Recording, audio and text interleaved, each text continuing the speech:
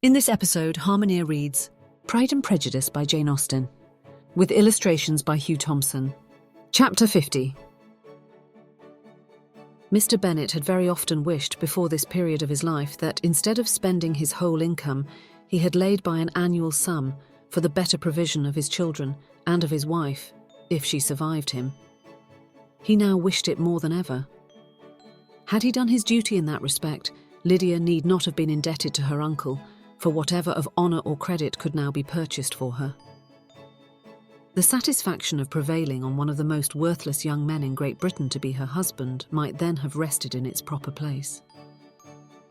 He was seriously concerned that a cause of so little advantage to anyone should be forwarded at the sole expense of his brother-in-law, and he was determined, if possible, to find out the extent of his assistance and to discharge the obligation as soon as he could. When first Mr. Bennet had married, economy was held to be perfectly useless, for of course they were to have a son. This son was to join in cutting off the entail as soon as he should be of age, and the widow and younger children would by that means be provided for. 5 daughters successively entered the world, but yet the son was to come, and Mrs. Bennet, for many years after Lydia's birth, had been certain that he would. This event had at last been despaired of, but it was then too late to be saving. Mrs. Bennet had no turn for economy, and her husband's love of independence had alone prevented their exceeding their income. £5,000 was settled by marriage articles on Mrs. Bennet and the children, but in what proportions it should be divided amongst the latter depended on the will of the parents. This was one point with regard to Lydia at least, which was now to be settled, and Mr. Bennet could have no hesitation in acceding to the proposal before him. In terms of grateful acknowledgement for the kindness of his brother, though expressed most concisely, he then delivered on paper his perfect approbation of all that was done, and his willingness to fulfil the engagements that had been made for him. He had never before supposed that, could Wickham be prevailed on to marry his daughter, it would be done with so little inconvenience to himself as by the present arrangement. He would scarcely be £10 a year the loser, by the 100 that was to be paid them, for what with her board and pocket allowance and the continual presents in money which passed to her through her mother's hands, Lydia's expenses had been very little within that sum. That it would be done with such trifling exertion on his side too was another very welcome surprise, for his chief wish at present was to have as little trouble in the business as possible. When the first transports of rage which had produced his activity in seeking her were over, he naturally returned to all his former indolence. His letter was soon dispatched, for though dilatory in undertaking business, he was quick in its execution. He begged to know further particulars of what he was indebted to his brother, but was too angry with Lydia to send any message to her. The good news quickly spread through the house, and with proportionate speed through the neighbourhood. It was borne in the latter with decent philosophy. To be sure, it would have been more for the advantage of conversation had Miss Lydia Bennet come upon the town, or, as the happiest alternative, been secluded from the world in some distant farmhouse. But there was much to be talked of in marrying her, and the good-natured wishes for her well-doing, which had proceeded before from all the spiteful old ladies in Meryton, lost but little of their spirit in this change of circumstances, because with such a husband, her misery was considered certain. It was a fortnight since Mrs. Bennet had been downstairs, but on this happy day she again took her seat at the head of her table, and in spirits oppressively high. No sentiment of shame gave a damp to her triumph. The marriage of a daughter, which had been the first object of her wishes since Jane was 16, was now on the point of accomplishment, and her thoughts and her words ran wholly on those attendants of elegant nuptials, fine muslins, new carriages and servants.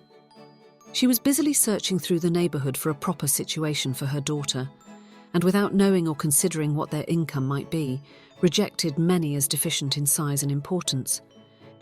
Hay Park might do, said she, if the Gouldings would quit it, or the great house at Stoke, if the drawing-room were larger, but Ashworth is too far off.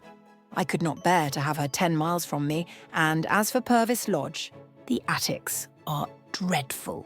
Her husband allowed her to talk on without interruption while the servants remained, but when they had withdrawn, he said to her, Mrs. Bennet, before you take any or all of these houses for your son and daughter, let us come to a right understanding. Into one house in this neighborhood they shall never have admittance. I will not encourage the imprudence of either by receiving them at Longbourn. A long dispute followed this declaration, but Mr. Bennet was firm. It soon led to another, and Mrs. Bennet found with amazement and horror that her husband would not advance a guinea to buy clothes for his daughter. He protested that she should receive from him no mark of affection whatever on the occasion. Mrs. Bennet could hardly comprehend it, that his anger could be carried to such a point of inconceivable resentment as to refuse his daughter a privilege, without which her marriage would scarcely seem valid, exceeded all that she could believe possible. She was more alive to the disgrace, which her want of new clothes must reflect on her daughter's nuptials, than to any sense of shame at her eloping and living with Wickham a fortnight before they took place. Elizabeth was now most heartily sorry that she had, from the distress of the moment, been led to make Mr. Darcy acquainted with their fears for her sister, for since her marriage would so shortly give the proper termination to the elopement, they might hope to conceal its unfavourable beginning from all those who were not immediately on the spot. She had no fear of its spreading farther, through his means. There were few people on whose secrecy she would have more confidently depended, but at the same time there was no one whose knowledge of a sister's frailty would have mortified her so much. Not, however, from any fear of disadvantage from it individually to herself, for at any rate there seemed a gulf impassable between them. Had Lydia's marriage been concluded on the most honourable terms, it was not to be supposed that Mr. Darcy would connect himself with a family where to every other objection would now be added an alliance and relationship of the nearest kind with the man whom he so justly scorned. From such a connection, she could not wonder that he should shrink. The wish of procuring her regard, which she had assured herself of his feeling in Derbyshire, could not in rational expectation survive such a blow as this.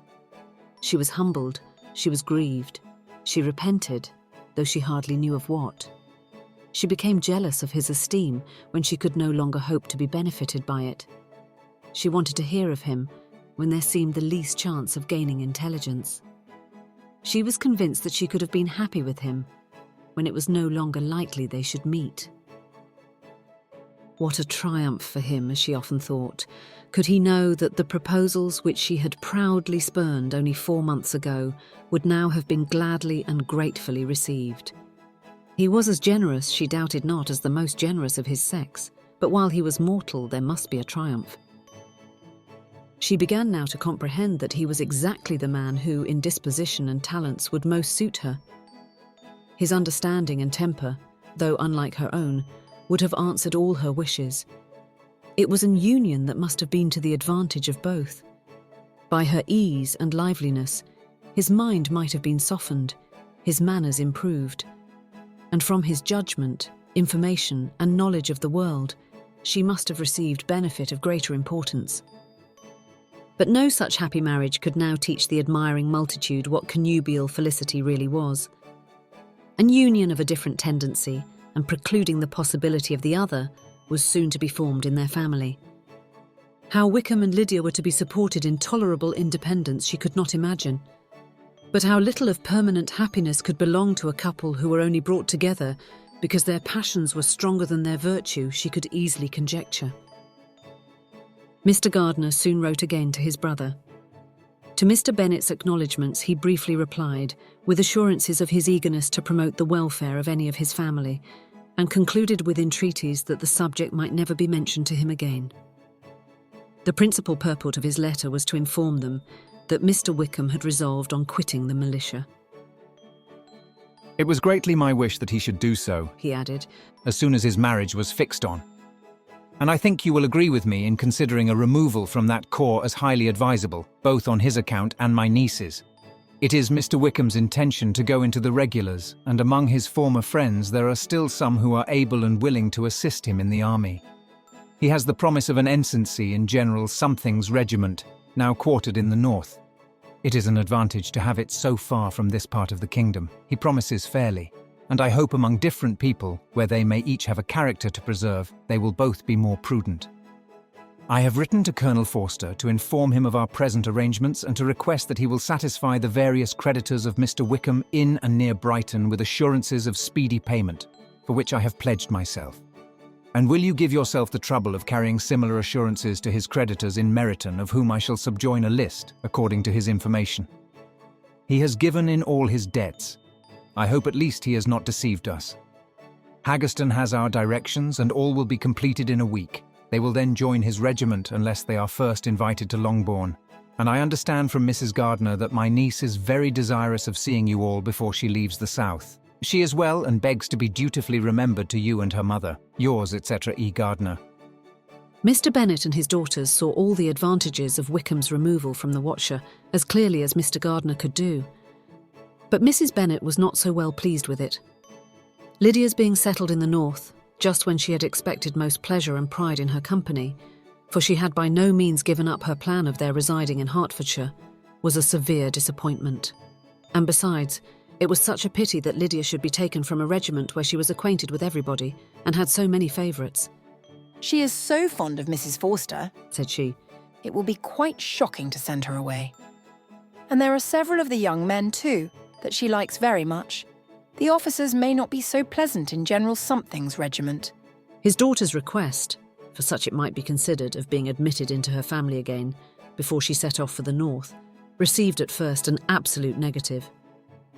But Jane and Elizabeth, who agreed in wishing, for the sake of their sister's feelings and consequence, that she should be noticed on her marriage by her parents, urged him so earnestly, yet so rationally and so mildly, to receive her and her husband at Longbourn, as soon as they were married, that he was prevailed on to think as they thought, and act as they wished.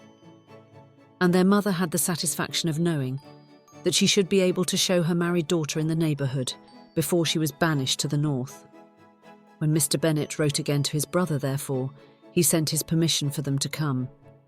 And it was settled that as soon as the ceremony was over, they should proceed to Longbourn.